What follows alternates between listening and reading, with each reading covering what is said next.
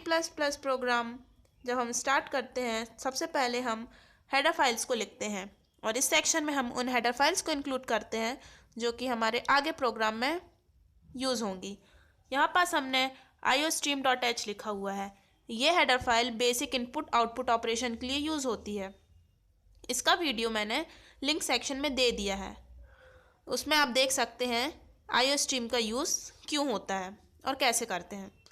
उसके बाद हमने लिखा है #include conio.h। ये हमने CLR यानी clear screen and get ch के लिए यूज़ किया है। क्लियर स्क्रीन हमारा यूज़ होता है क्यों?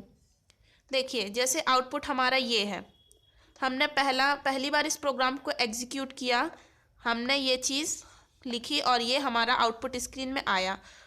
फिर हम इसी प्रोग्राम को दोबारा यूज़ करना चाहते हैं तो हमारी जो स्क्रीन आए वो क्लियर आए, मतलब ये जो हमने लिखा हुआ है ये दोबारा ना आए, तो हम क्लियर स्क्रीन का यूज़ करते हैं। अगर हम CLR यूज़ नहीं करेंगे तो जब हम दोबारा प्रोग्राम रन करेंगे तो ये चीज़ हमारी फिर से लिख के आएगी और ये बहुत ज़्यादा मैसअप हो सकता है इसलिए। और गेट ch फंक्शन हम यूज़ करते हैं फॉर प्रोग्राम एग्जीक्यूशन को होल्ड करने के लिए। इसके बाद हम लिखे हैं void main। हमारा प्रोग्राम कोई भी वैल्यू रिटर्न नहीं कर रहा है, इसलिए हम void main का यूज़ करें हैं। void main में हम सेमीकोलन का यूज़ नहीं करते हैं और साथ ही यहाँ पास हेडर फाइल को लिखते टाइम भी हम सेमीकोलन का यूज़ नहीं करते हैं। उसके बाद हम कर्ली ब्रैकेट लगाएंगे void main के बाद।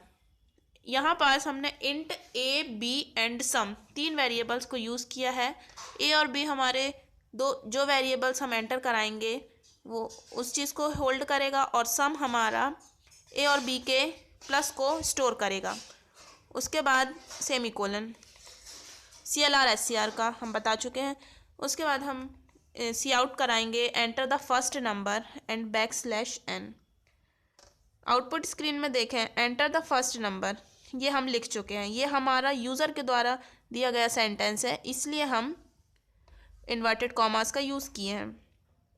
हम \n इसलिए यूज़ किए हैं क्योंकि जो हमारी सेकेंड लाइन है वो एक लाइन छोड़ कर आए। अगर हम \n को यूज़ नहीं करते तो ये लाइन डायरेक्ट इसके बाद आने लगती और जो कि बहुत इर्रेलेवेंट होता।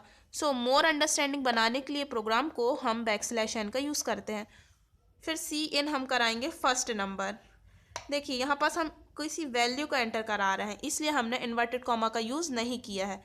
सेमीकोलन लगेगा ही हर cin और cout में।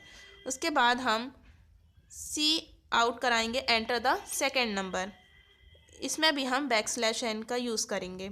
फिर cn कराएंगे हम b को और फिर c = हम a + b लिखे हुए हैं, तो यहाँ पास c में स्टोर हो जाएगा a + b।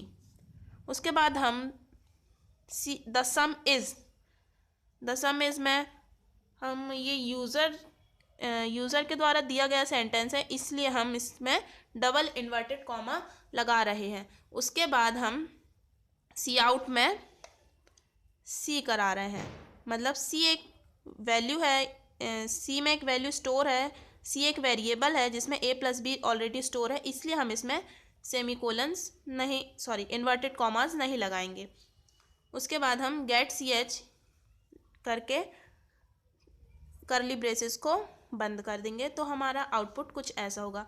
इसके अलावा और मैं इस प्रोग्राम को छोटे रूप में हम कैसे लिख सकते हैं, आइए देखते हैं। तो इसी प्रोग्राम को हम ऐसे भी लिख सकते हैं। इसमें आप देखेंगे हमने सम नाम का वेरिएबल नहीं डिक्लेयर किया है, क्योंकि हम इस लाइन में ही उसको लिख देंगे। चलिए तो देखते हैं इसे कैसे किया हमने। cout सबसे पहले हमने यूज़र से फर्स्ट सेकेंड नंबर को एंटर कराने के लिए कहा है। उसके बाद हमने a और b को एक साथ एंटर कराया है। उसके बाद हमने थर्ड लाइन में द सम इज़, इसमें इन्वर्टेड कॉमास है, आप देख रहे हैं, क्योंकि ये जो सेंटेंस है वो यूज़र डिफाइंड है, ये यूज़र के द्वारा दिया गया है। और इस लाइन में a + b में इन्वर्टेड कॉमास नहीं है, क्योंकि a + b एक ऑपरेशन है। a + b जो हमने a और b को वैल्यूज़ दी हैं उसको प्लस कर रहा है, इसलिए। फिर get ch inverted comma curly braces close. तो इसका आउटपुट कुछ ऐसा होगा, इसका आउटपुट ऐसा होगा, ये लाइन जो है वो यहाँ पास आएगी और हमने बैकस्लैश n यूज़ किया है, इसलिए नेक्स्ट लाइन से हमारा आगे की सेंटेंस स्टार्ट होगा। उसके बाद हमने a+b एंटर कराया है, तो हमने 2 नंबर देंगे 7 1, आप कुछ भी दे सकते हैं। उसके बाद हमारी ये लाइन है द सम इज़, तो द सम इज़ यहाँ आएगी और a+b 8 होके यहाँ पास आ जाएगी। अगर इसकी जगह आप यहाँ पास ये इन्वर्टेड कॉमर्स लगा देते तो यहाँ पास 8 नहीं आता, यहाँ पास a+b आता। लेकिन अगर आप इन्वर्टेड कॉमर्स को हटा देंगे तो a+b में स्टोर्ड वैल्यू यानी 8 आ जाएगा। Thank you.